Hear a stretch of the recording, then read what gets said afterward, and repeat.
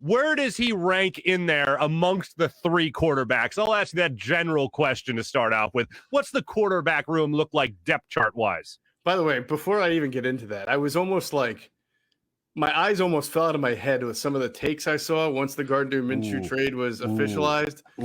And piping hot. I had to like settle down for a second and think, you know what? I cannot blame fans for hot takes when it comes to Eagles quarterbacks, because I can sit here and say Gardner Minshew is the number 3 quarterback right now, and that is true. He will be the number 3 quarterback to start off with. And anybody that's suggesting he's going to be the starter like by this, that, and the other week is crazy. But then all I have to do is go back last year when they drafted Jalen Hurts. He was the number 3 quarterback, right? He was supposed to be a developmental year for him. He overtook, not that this is all that difficult, but he overtook Nate Sudfeld for the number 2 job. And here we are just a few months later, and he is the starting quarterback. So now I guess I can't blame the Eagle fan who does look at this and think that Gardner Minshew is now the number 2 or the number 1 immediately. But The reality is, Mark, the Eagles did not lie about this. You can agree or disagree with their process and how they go about it, but they are always looking for young developmental quarterbacks at both starter and backup, and cost control. That's the big thing. He's got 2 years left on his contract, including this year. So there is a good chance that Gardner Minshew can be the backup quarterback beyond this year to maybe Jalen Hurts or somebody else who knows what's going to happen. But right now, he just joined the team, and the season starts in 2 weeks. Joe Flacco is here for only this year. He's got 3.5 million reasons to only be here this year and no longer. So he starts the season as the backup to Jalen Hurts. Now, Mark, let's say we're in week 6 or 7, right? And Jalen Hurts suffers an injury, and he's going to be out quite a while, maybe the rest of the year, maybe 4 weeks, maybe 5 weeks. Then I can understand if they're looking at it and saying, well, this is a good chance now over a long 5 or 6 period to evaluate Gardner Minshew if we like what he's seen so far and see if he can be our backup of the future. Joe Flacco is here to, like, if you lose your starting quarterback within a game or for a game, to go in there and help you stay competitive. I do think all the rules could change, though, if Jalen Hurts were to miss 3, 4, 5, 6 weeks, somewhere during the season, and they want to get a longer look at Minshew to see what he's all about for them. Yeah. No, you and I are on the exact same page as far as that goes. It's almost like any situation around the league where you have a guy that you could throw in immediately, and then you have another guy that you feel like if there was a long-term solution at starter for the season, you have somebody else you could throw in there. I think that's the way. You and I are looking at this the same way, I feel. Wide receiver is an interesting thing for this Eagles team. Greg Ward has kind of become a fan favorite. JJ Arcega-Whiteside has kind of been the opposite of that. But if you're going to compare numbers, performance overall this preseason, and forget about all that has to do in the history, JJ Arcega-Whiteside might have saved his Eagle career with that touchdown reception against the Jets. Well, I think the weird thing about the preseason is that if you're playing a lot, it means that the team usually doesn't like you and you have to make the roster, right? Mm-hmm. So, but then when you do play a lot and you put up some numbers, right, then someone says, well, geez, you've got better stats this preseason than, like, J.J. Arcega-Whiteside has better stats than Greg Ward. Well, I think some of that is that they know what Greg Ward is. Mm-hmm. They understand what Greg Ward is. And they had a lot more to find out about this coaching staff, about J.J. Arcega-Whiteside. He did make some nice plays in that last preseason game. Will that save his job? I don't know. I still tend to think, though, that with Greg Ward, his ability to be a punt returner, his ability to be a slot receiver who makes those very reliable, 3rd and 3, 3rd and 4 catches, gives him a lot more credibility in this coaching staff's mind than J.J. Arcega-Whiteside. All right, so does Arcega-Whiteside make the team, you think? Do we finally rid ourselves? Do we finally say no mas?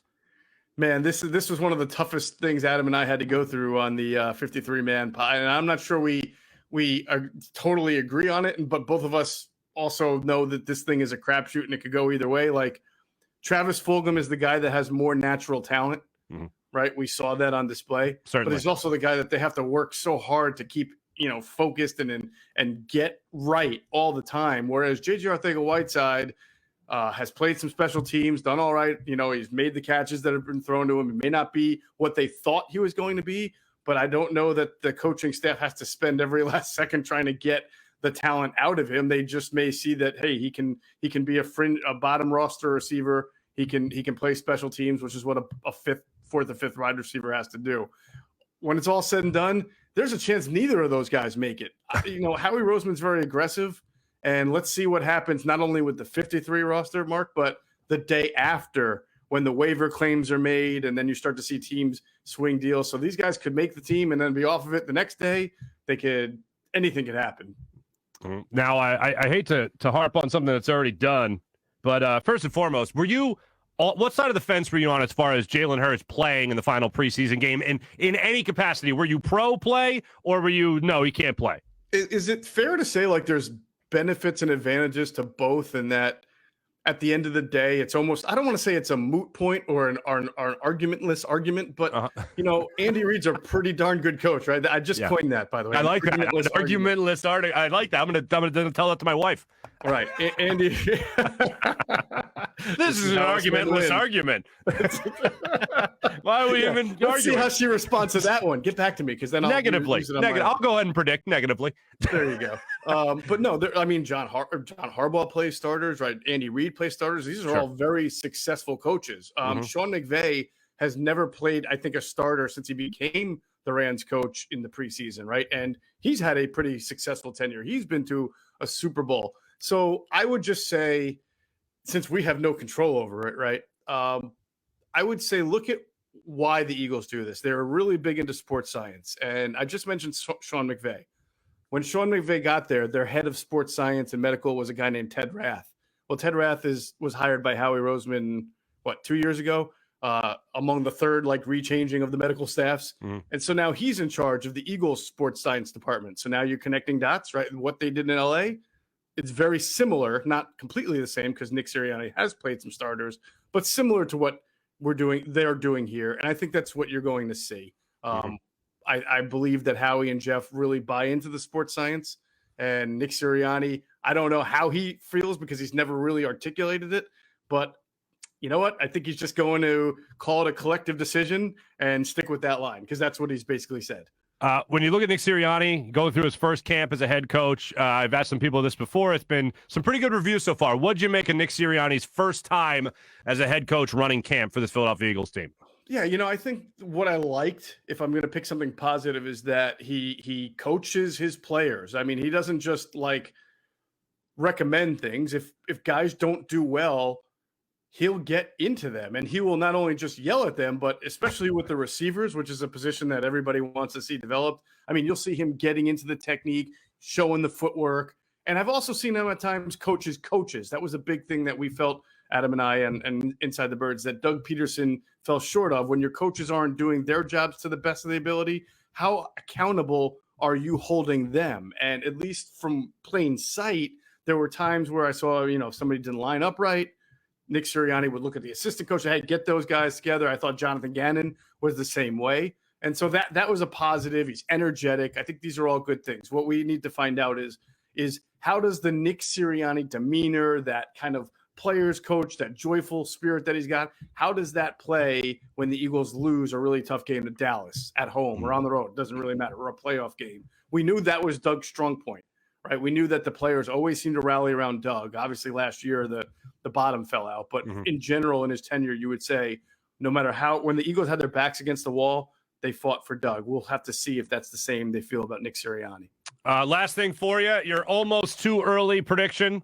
What's the number of wins the Eagles get in the 2021 season? Yeah, I've been in that 7 to 9 win range for most of the preseason. Yeah. That's how I feel. I mean, I do think that when you have the offensive line and a defensive line that the Eagles have, Mark, that you should be a competitive team within every single game. Yeah, one day you're going to get your doors blown off because it wasn't your day, and then vice versa. You may surprisingly blow somebody else out. But for the most part, they should be in games because of their offensive line and defensive line. Now, the key from there is all those guys got to stay healthy. That hasn't happened much in the past. And then, of course, you have to get very good coaching and very good quarterback play.